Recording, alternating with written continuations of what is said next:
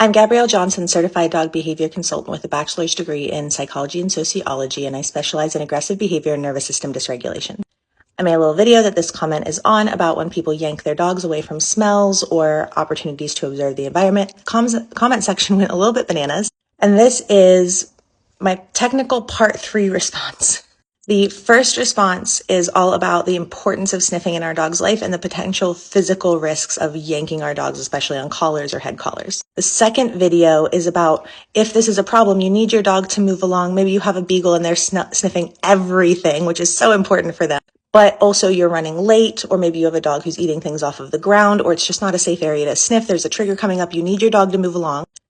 Part 2 is about how we begin addressing this. And so this is technically part 3.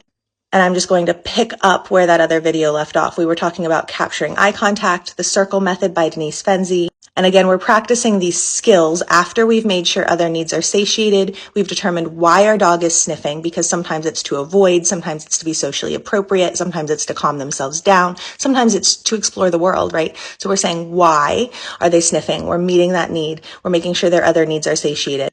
And then we're practicing in these low distraction environments, capturing eye contact, circle method. I really like pattern games too for engagement, especially like the 1, 2, 3 pattern game.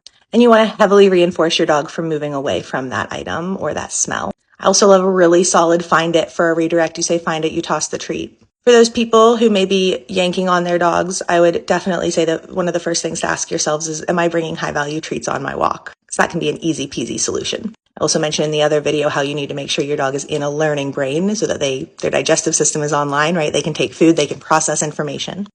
Now, let's say that's all well and great, the management, the satiating needs, the teaching cues, but what about when you're in the moment and your dog's not coming away? What can you do besides yank them?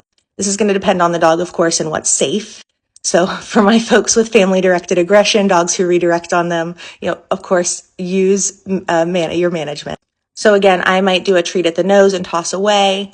I might get kind of into the dog's space a little bit if that's not scary for them and shuffle into come on, let's go. If I have a nice flight cue, which could be another good thing to teach here, I might use that. Fluffy, run! And then we take off and do a nice treat scatter over there. I don't think I mentioned this, but in terms of management too, muzzles, if your dog is eating something and getting blockages or getting really sick, muzzles can be great prevention for that too.